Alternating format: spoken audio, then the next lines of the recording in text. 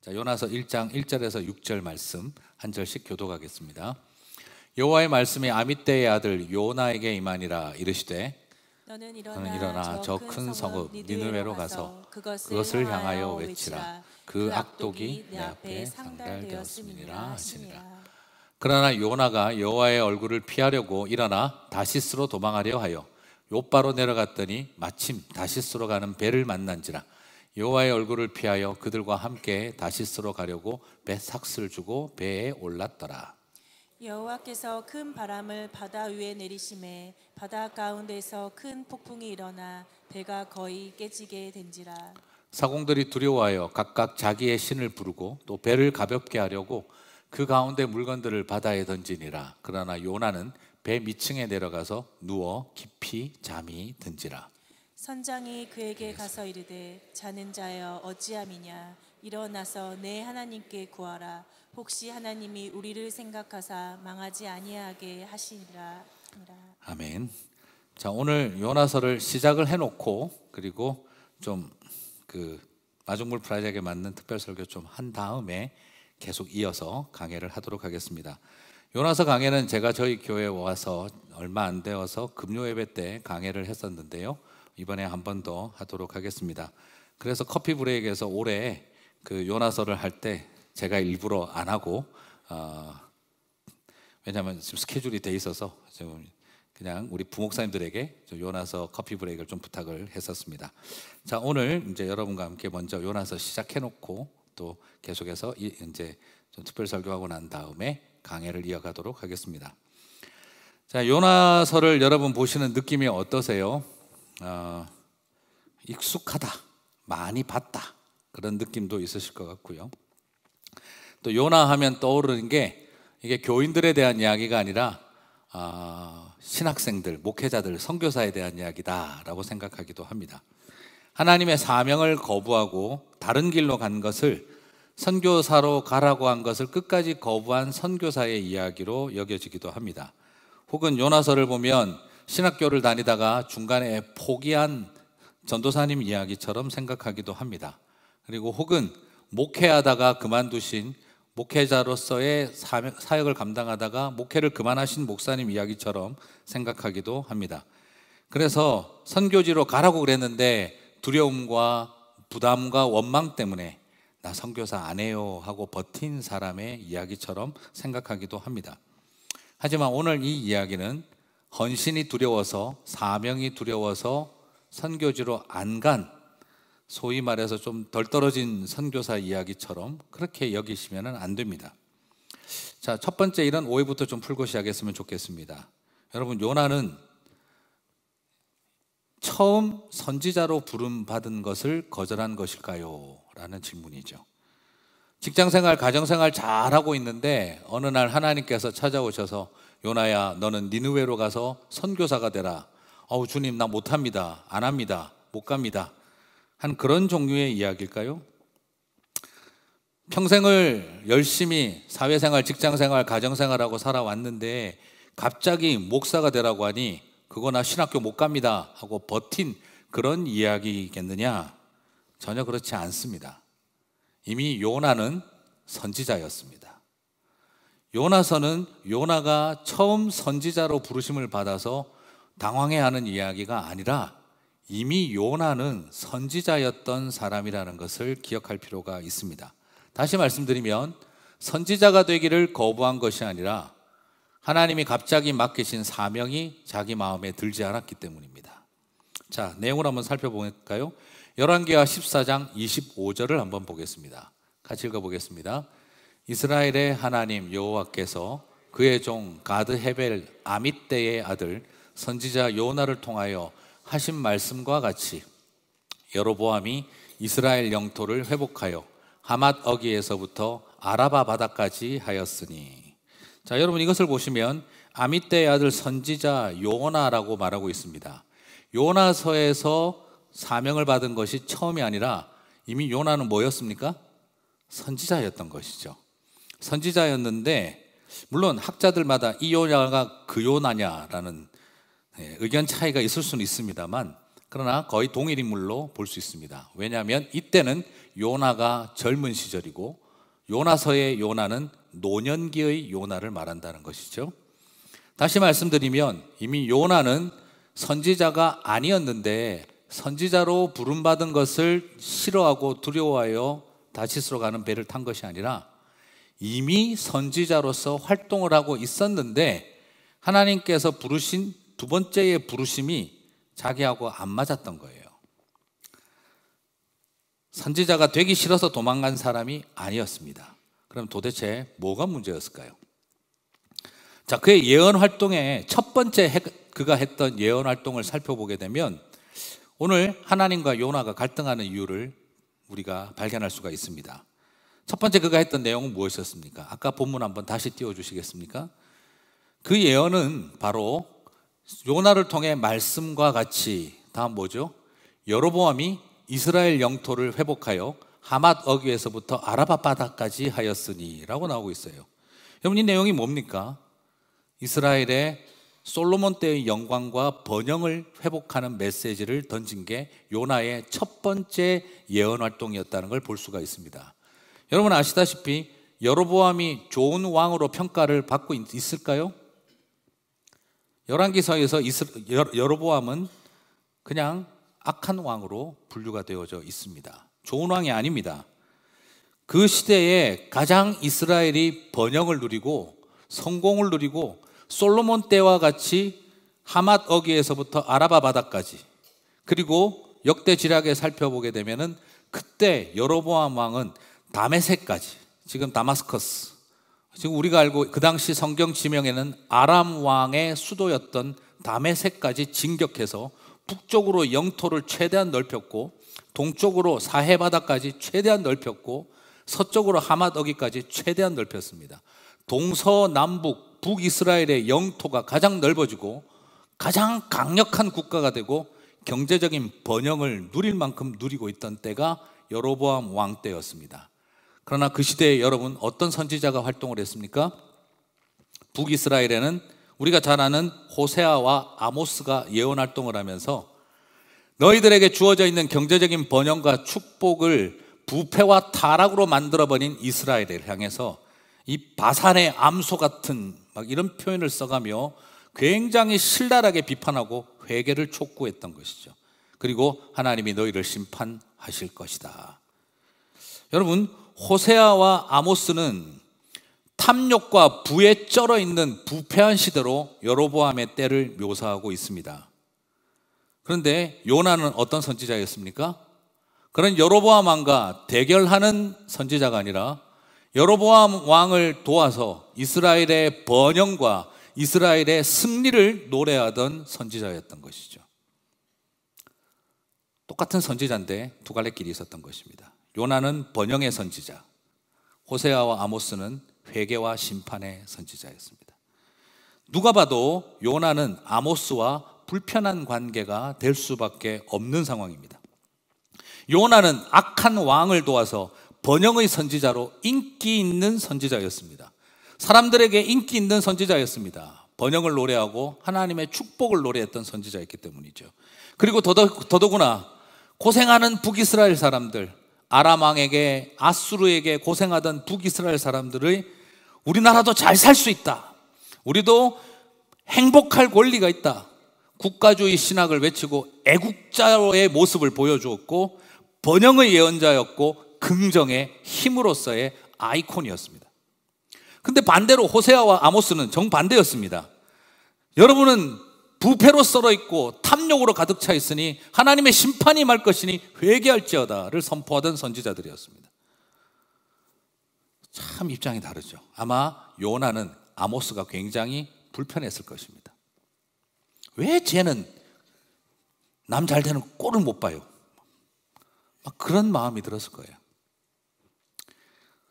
그런데 여러분, 이게 오늘 왜 중요한 쟁점이 되냐 그러면, 이스라엘의 이런 번영이 오려면 그것은 반드시 아수르 제국이 약해져야 한다는 국제관계가 있습니다. 강대국 사이에 끼어있는 약소국가의 운명이죠. 아수르 제국, 니느웨가 수도인 아수르 제국이 약해지면 그 변방에 있는 나라들은 힘의 공백기를 이용해서 세력을 키울 수가 있었습니다. 이스라엘이 그렇게 확장되고 강해지려면 니느웨가 수도인 아수르 제국이 상대적으로 약해져야 한다는 그런 국제적 역학관계가 있습니다. 실제로 아수르는 그 당시에 내란과 외침으로 인해서, 그리고 더더구나 국가적인 전염병이 돌아서 아수르의 니느웨는 완전히 피폐한 상태에 있었습니다.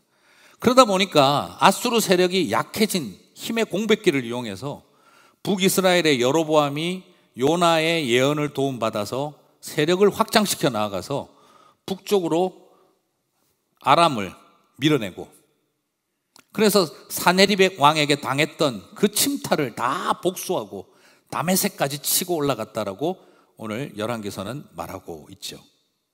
그런데 지금 이렇게 이스라엘의 번영과 승리를 노래하는 이 요나 입장에서, 그런데 이 니느웨에 가서 아수르 제국을 회복시키라는 메시지를 하나님이 주신 겁니다. 이게 그 다음 이어질 일이 뭐겠습니까?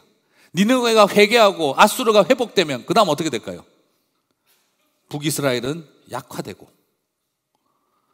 그리고 아수르를 통한 하나님의 심판이 흘러올 것이고, 그러면 자기가 지금 누구 손을 들어주는 결과가 되죠? 아모스 편 들어주는 결과가 되는 거예요. 이게 지금 상당히 자존심 상하고 힘든 일입니다. 지금까지 내 인생에서 살아왔던, 나는 이스라엘의 번영과 이스라엘의 축복과 이스라엘의 승리를 위해서, 성공을 위해서 나는 살아온 사람인데, 그래서 저 아모스와 호세와 같은 선지자들하고 관계도 불편했는데, 그런데 어떻게 하나님은 지금 나에게 이스라엘이 망하는 길을 걸어가도록, 전 니느웨가 잘 되는 예언을 하러 가도록 나를 어떻게 보내실 수가 있는가? 요나 입장에서는 이 두 번째 부르심은 용서가 안 되는 겁니다. 이게 지금 받아들일 수가 없는 거예요. 그래서 요나의 저항, 요나의 도망치기, 하나님을 향한 분노, 이 모든 것을 보면 이해할 수가 있습니다.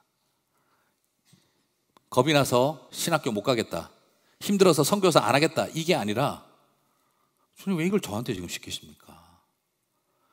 딱 보는 순간 경상도 사투리가 떠오르더라고요. 주님 와 그라요, 지금 할 상황인 거예요. 이걸 지금 나한테 왜 이러십니까? 솔직히 이건 지금 뭐하고 똑같은 느낌이냐 그러면요, 그냥 아모스 보내세요. 아모스 왜 나한테 내 인생 정반대의 길로 만들어 가십니까? 이겁니다. 지금 이 느낌은 뭐하고 똑같으냐 그러면, 한국적으로 본다면 어느 날 조용기 목사님에게 문익환 목사님 도와주라는 말하고 똑같은 이야기처럼 들리는 거예요. 받아들일 수 없는 황당한 이야기예요. 이건 뭐하고 똑같으냐 그러면, 내 눈에 흙이 들어오기 전에 노조는 안 된다 했던 대기업 회장님에게 갑자기 너 노조위원장 해라 하는 말하고 똑같은 수준의 이야기입니다. 이건 지금 한마디로 이야기해서 요나 입장에서는 내 인생 살아온 것 자체를 부정해야 되는 그런 상황 가운데 던져진 거예요. 이스라엘의 번영을 예언하고 이스라엘의 영광을 예언했던 나에게 이스라엘 망할 길을 걸어가도록 그 길로 나로 가라가시면 어떻게 합니까? 요나는 더더구나 맨날 호세아, 아모스 정의를 물같이, 공법을 하수와 같이 듣기 싫어 죽겠는데, 지금 그 아모스 손들어주는 일을 하라고 나보고 가라고 한 거예요. 이게 지금 요나 입장에서는 황당한 상황인 겁니다. 말 그대로 눈 딱 감고 죽어버렸으면 좋겠다 싶은 심정인 거예요. 차라리 죽는 게 낫지. 태풍이 몰아쳐도 눈 딱 감고 자는 모습은 사명을 두려워하는 모습이 아닙니다. 자신의 부름받은 사명이 두려워서 도망간 사람이면 죽을 판이 되면 덜덜 떨면서 눈 떴겠죠. 지금 이것은 사명에 겁이 나서 이러고 있는 게 아니라 하나님의 이 사명이 싫어서 눈 딱 감고 차라리 날 죽이십시오 하는 단계에 요나가 있었던 것입니다. 죽었으면 죽었지 안 갑니다. 아니 못 갑니다. 그냥 날 죽이십시오.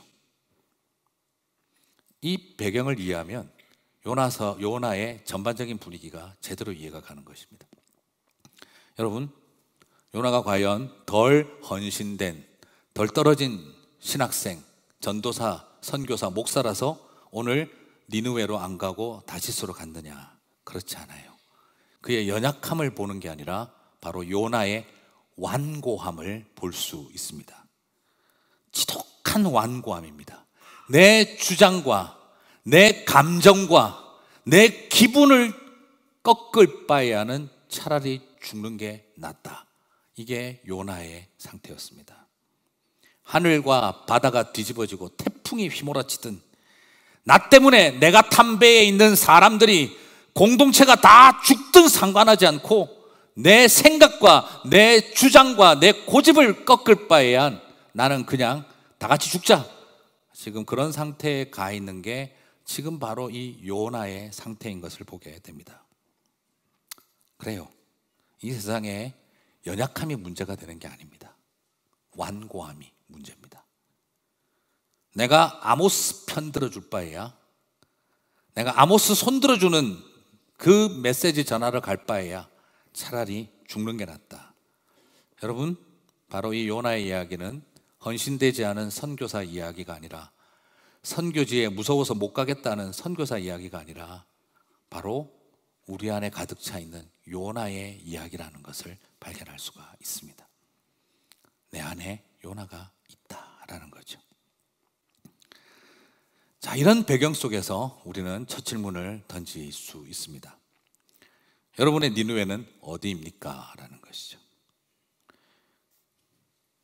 사실상 이 니느웨는요, 이 요나의 완고함도 보이지만 사실은 요나 입장에서 정당합니다. 이 분노가.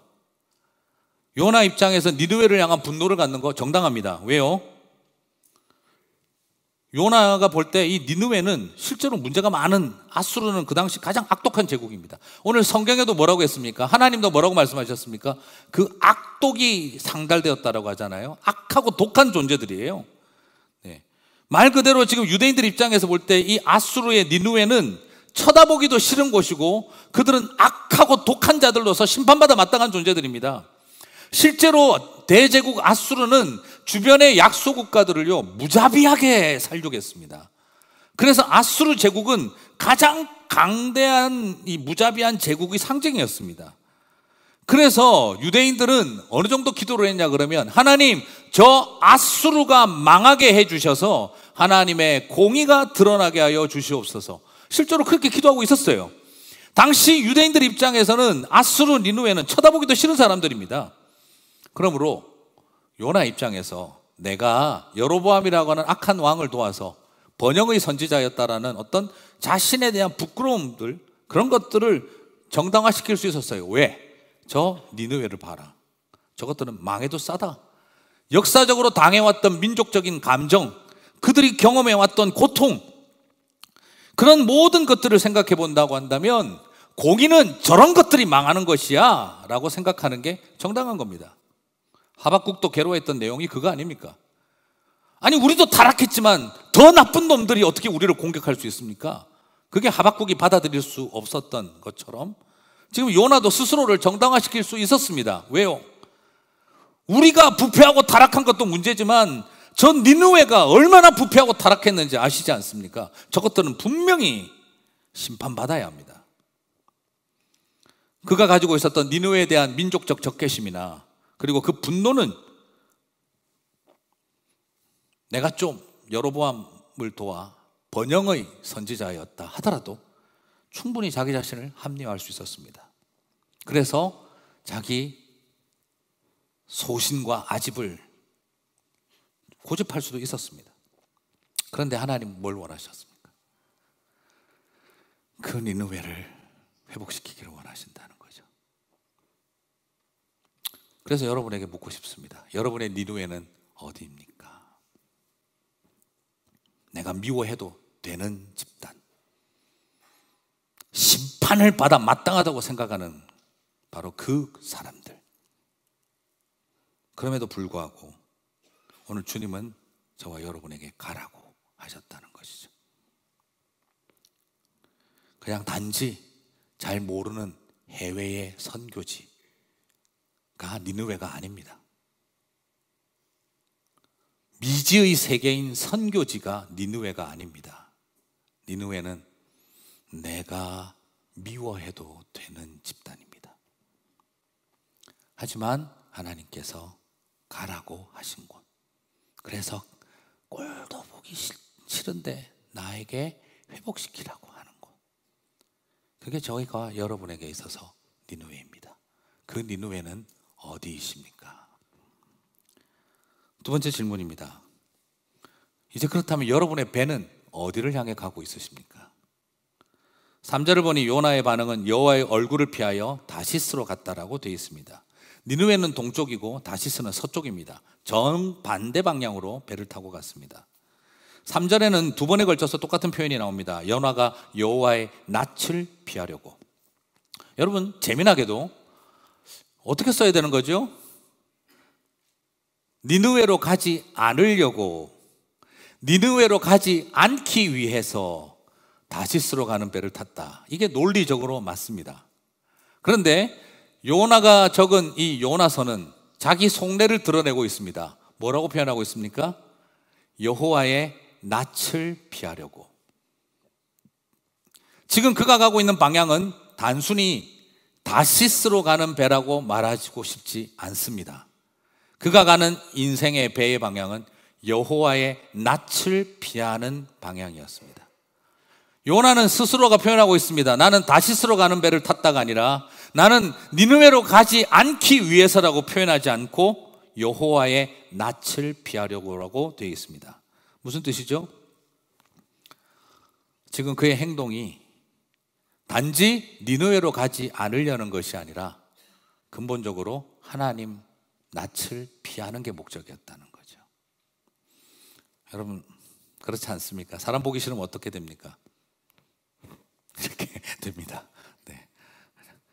굳이 악수를 하게 되면 하늘을 쳐다보게 됩니다. 네, 그게 사람의, 우리의 모습이죠. 마찬가지입니다. 여호와의 낯을 피하려고. 근데 놀라운 것은 무엇이죠? 본인도 알고 있어요. 하나님이 어디에 계신다는 겁니까? 니느웨에 계신다는 거예요. 니느웨로 가는 것과 니느웨로 가지 않는 것과 여호와의 낯을 피하는 것이 같은 맥락입니다. 여러분, 이것이 우리에게 주고 있는 도전이 무엇일까요? 내가 니느웨를 피하고 있는 게 아니라 하나님의 낯을 피하고 있다는 거죠. 무슨 뜻입니까? 하나님이 뭘 원하는지 알고 있기 때문이에요. 하나님이 지금 니느웨로 가라고 하는 하나님의 음성을 피하고 싶은 거예요. 가면 당연하니까, 회복하기를 원하시니까, 살려주라는 걸 원하고 계시니까, 살려줄 바에야, 회복시켜줄 바에야 하나님 음성 안 듣겠다는 거예요. 안 쳐다보겠다는 거예요. 누구를 안 보는 겁니까? 니느웨를 안 보는 게 아니라 누구를 안 보는 겁니까? 하나님을 안 본다. 지금 요나는 자신의 솔직한 속내를 적어놓고 있는 겁니다. 나는 솔직히 말하면 니느웨가 보기 싫은 게 아니라 그곳에 계시는 하나님이 보기가 싫다. 회복을 원하시는 하나님 만나기가 싫다. 치유를 원하시고 살려주기를 원하시는 하나님을 보기가 싫다. 그게 요나의 솔직한 마음이었던 것이죠. 여러분, 배는 지금 어디를 향하고 있습니까? 다시스로 가고 있다라고 말하지 마시고 여호와의 낯을 피하고 있다라고 말하는 그 배의 행선지를 질문하고 있는 것입니다. 사랑하는 성도 여러분, 사실 이거 참 쉽지 않습니다. 남들이 그러지 않겠습니까? 넌 배알도 없냐? 니느웨로 가고. 그렇지만 하나님, 우리의 배알보다 더 중요한 것은 뭐죠? 하나님의 아픔인 것이죠. 주님의 마음인 것이죠. 내 분노하는 마음보다 하나님의 아픈 마음이 더 큰 것입니다.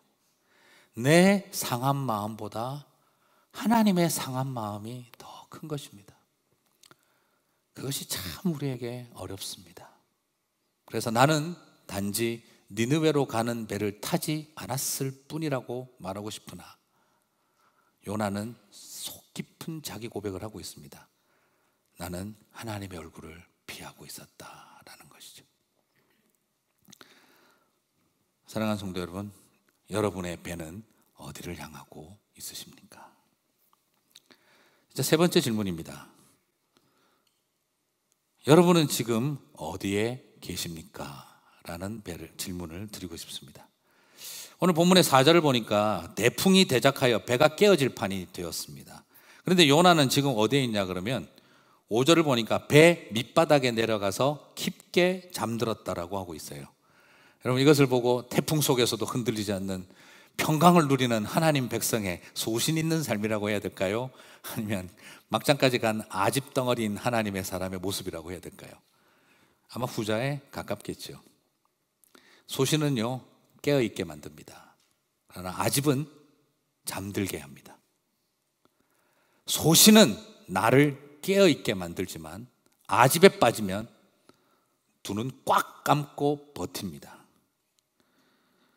소신은 하나님의 음성을 듣게 만들지만 아집은 하나님의 소리에 귀를 막아버리게 만듭니다. 옆에서 난리가 나도 사람들이 죽는다 산다 난리를 치고 있어도 아무것도 듣지 않고 아무것도 보지 않은 채 배 밑바닥에 가서 들어 누워버리는 건 소신이 아니라 아집입니다. 배 밑바닥까지 내려갔다. 참 이것은 오늘 요나의 모습을 극면하게 보여줍니다. 수평선의 관점에서는 동에서 서를 향해 반대 방향으로, 사명의 자리에서는 반대 방향으로 달려가고 있고, 하나님과 나와의 수직적 관계에서는 배 밑바닥까지 내려가 있는 모습입니다.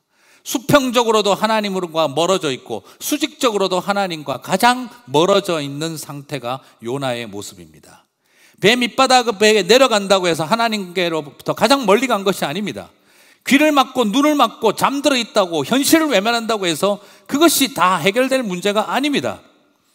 오늘 요나는 바로 그 배 밑바닥까지 내려가 있었습니다. 여러분, 오늘 우리 자신도 한번 돌아봅니다. 우리는 어디에 지금 내려가 있을까요? 하나님으로부터 가장 멀리 가는 배에 가장 밑에까지 내려가 있는 요나의 모습이 오늘 우리 안에도 존재할 수 있는 요나의 모습입니다. 지금 나는 어디까지, 나의 자리는 어디에 있는가? 소신은 당당합니다. 하지만 아집은 은둔하게 되어 있습니다. 소신은 하나님 앞에 우리를 서게 하지만 아집은 하나님으로부터 피하게 합니다. 요나는 세상을 향한 사명에 실패했고 동시에 하나님과의 관계에도 실패했음을 발견하게 되어집니다. 오늘 나를 배 밑바닥까지 내려가게 만들어버린 나의 고집은 무엇일까? 오늘 우리는 자신을 한번 돌아보게 되어집니다. 네 번째 질문을 이제 던집니다. 여러분은 배 밑바닥에서 지금 무엇을 하고 있으십니까?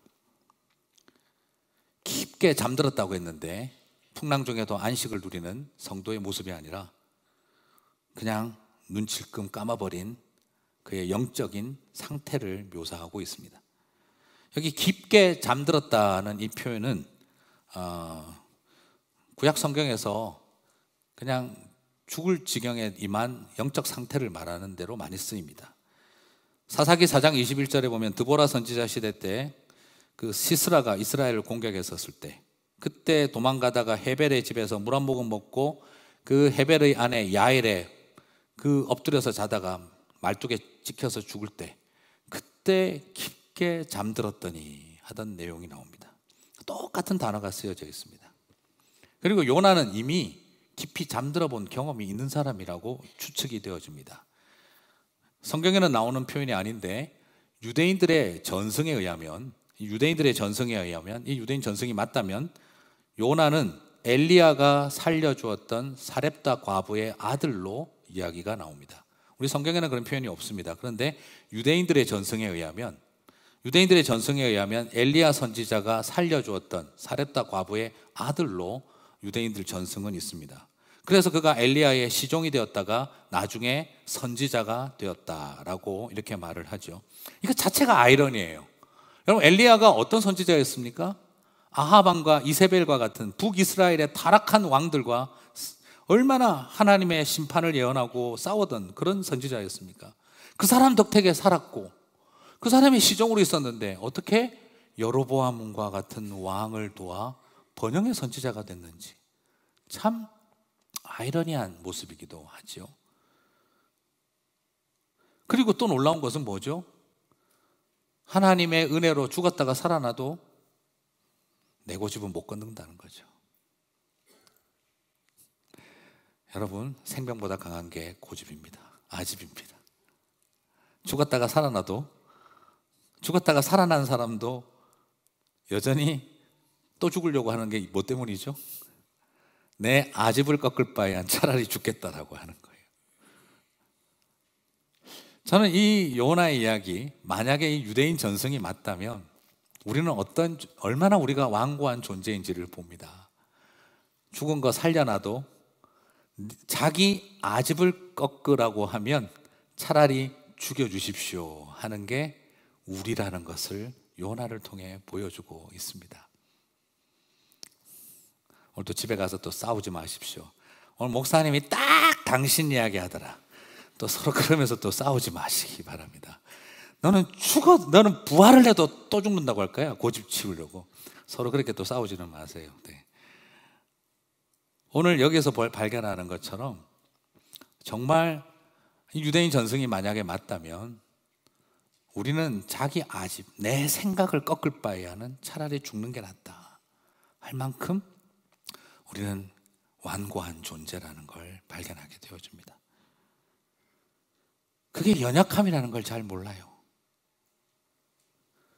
그 완고함이 얼마나 연약한 인생의 모습이라는 걸 알지 못한 채 우리가 버티고 싸우는 것이지요. 잠들어 있는 요나의 모습. 또 어떻게 다 알았겠어요? 물건 버리려고 뛰어다니고 한 거 어떻게 다 알았겠어요? 예. 잠이 들어서 든 게 아니라 눈 질끈 감고 귀 막고 버티고 있었던 거죠. 온 세상 난리가 나도 남들이 옆에서 뭐라고 해도 나는 안 듣는다. 이 배가 깨져서 다 죽어도 나는 안 된다. 그런 마음이 생겼던 것이 함께한 사람들이 죽든 말든 버틴 것이 요나의 마음이었던 거죠. 사람은 살다 보면 참 그게 강해집니다. 여러분 그런 거 있잖아요. 저도 옛날에 어렸을 때 그 아버지한테 제가 제일 싫었던 게 결국 당신이 이기려고 하시는 거. 예, 분명히 이건 아버지가 잘못한 게 확실히 맞는 일이 있었어요. 제가 이것만큼은 내가 아버지가 좀 미안하다는 말하고 사과하는 말을 듣고 싶어서 제가 이야기를 시작을 했는데 결국 한참 이야기하다 보니까 제가 잘못했더라고요. 이유는 잘 모르겠는데 하여튼 내가 잘못했어요. 제가 자식 도리를 잘 못했더라고요. 결국은 굉장히 기분이 나빴거든요. 근데 나중에 나이가 들어서 제가 아버지가 되고 보니까 저도 똑같이 그러고 있더라고요. 결국 네가 그래도 이러면 자식의 도리가 아니지. 결론은 그렇게 몰아가서 끝까지 나를 디펜스 해야 되는, 참 이게 우리 안에 있는 완고함이구나 참 많이 느껴요. 사랑하는 성도 여러분, 오늘 요나의 이야기는 바로 우리가 어디에 있는지를 보여주고 있습니다. 네 가지 질문을 던졌습니다. 요나의 모습을 보니 우리의 모습이 그 안에 있구나 하는 게 보입니다. 그런데 오늘 설교 이렇게 끝내버리면 어떻게 되죠? 우리가 이렇게 나쁜 놈이구나 하는 걸 결론을 내리고 끝나는 것밖에 안 되겠죠. 근데 오늘 여기에서 맞습니다. 그건 틀린 거 아닙니다. 네. 근데 우리에게 마지막 소망은 무엇일까요? 이런 요나를 하나님이 끝까지 붙드셨다는 거예요. 사실 이 정도 같으면 스트라이크 아웃입니다. 완전히. 이건 스트라이크 아웃도 이런 스트라이크 아웃이 없습니다. 인간적으로 볼 때는요, 요나서는요 1장 6절에서 끝이 나야 했습니다. 제가 하나님이었다면 배를 산산조각을 내서 그냥 끝내버렸을 것 같아요. 요나는 한번 깊이 잠든 후 영원히 잠들었느니라. 이렇게 끝나는 게 딱 맞습니다. 제가 봐도 그냥 여기서 요나서는 끝을 내고 그는 깊게 잠든 후 영원히 잠들었느니라. 이게 맞아요. 그런데 하나님은 요나서는 어디서부터 시작되는 겁니까? 하나님이 그를 깨우시는 것으로 시작됩니다. 1장 6절을 보면 이방인 선장을 통해서 하나님은 그를 깨우고 계십니다. 같이 한번 읽어볼까요? 선장이 나아가서 그에게 이르되 자는 자여 어찌미뇨 일어나서 내 하나님께 구하라. 혹시 하나님이 우리를 생각하사 망하지 않게 하시리라 하니라. 저는 이 말씀을 묵상할 때 가슴이 울컥했습니다. 왜냐하면 앞부분 한번 보여주실까요? 선장이 나아가서 그에게 이르되, 지금 여러분 배가 깨지고 침몰할 판 아닙니까? 밑바닥까지 내려가서 자고 있는 인간 깨울 시간이 어디 있습니까? 그런데 그 이방인 선장이 배 밑바닥까지 내려왔습니다. 하나님의 섭리입니다. 이방인을 통해서 하나님께서 지금 그에게 배 밑바닥에 있는 그에게 메시지를 주고 있는 겁니다. 자는 자여 어찌미뇨, 너 하나님의 사람아 왜 잠들어 있느냐, 네가 왜 자고 있느냐, 일어나서 내 하나님께 구하라, 내 하나님께 구하라. 그리고 이 세상 사람들의 말이 들려옵니다. 혹시 너의 하나님이 우리를 생각하사, 여기선 1인칭 복수형입니다. 내 하나님은 2인칭 단수형입니다. 너의 하나님이 우리를 생각하사 우리를 망하지 않게 살려주실지 혹시 아느냐. 여러분, 이 메시지가 무엇을 말하는 걸까요? 이 세상 사람들이 우리들에게 부르고 요청하고 있는 것이고, 우리들에게 하나님이 요청하고 있는 것입니다. 하나님의 사람들이여 어찌하여 잠들어 있느냐, 일어나서 구하지 아니하느냐. 그리고 세상의 절규가 들려옵니다. 혹시 너희가 구할 때 우리를 하나님이 구해주시지 않겠냐, 이 세상의 사람들을 우리를 살려주지 않겠느냐. 사랑하는 성도 여러분, 저는 이 말씀을 보면서 제 마음이 너무너무 하나님 주시는 말씀으로 너무 큰 도전이 있었습니다. 공교롭게도 이 요나서 강해를 준비하는 이번 주간에 말로 옮기기도 힘들 시사 프로그램들을 통해서 한국 교회가 얼마나 부패하고 무너졌는지를 다 보여줬습니다. 저는 그걸 보면서 오늘 이 말씀이 눈에 들어왔습니다.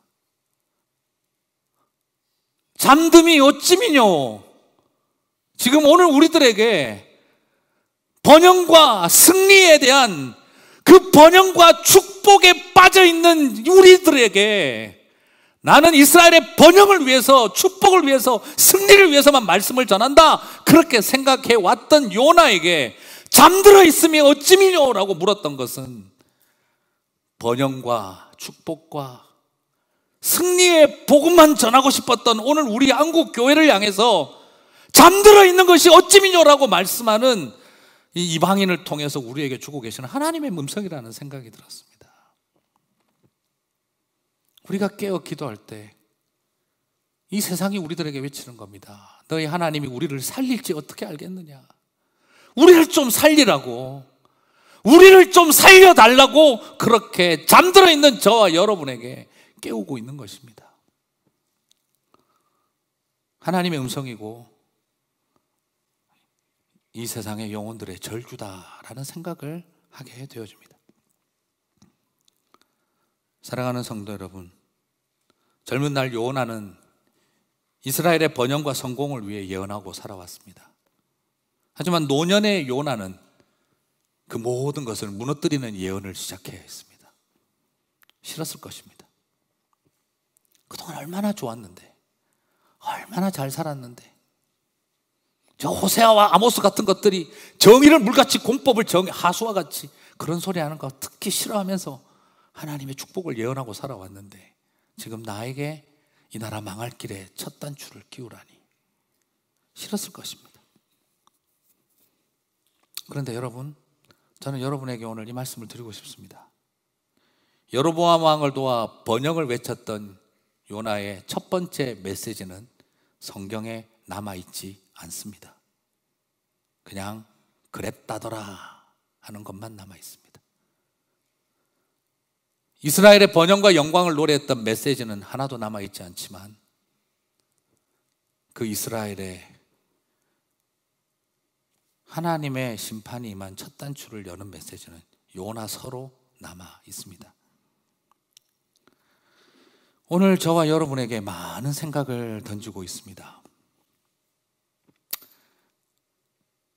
사실 여러분, 솔직히 자기 민족을 사랑하고 번영을 노래했던 요나의 메시지가 나쁜 거 아니에요. 얼마나 고생했습니까? 아람 왕에게, 그죠? 베나닷 사네립 이런 왕들에게 얼마나 고생했습니까? 그리고 아수르 때문에 얼마나 고생했습니까?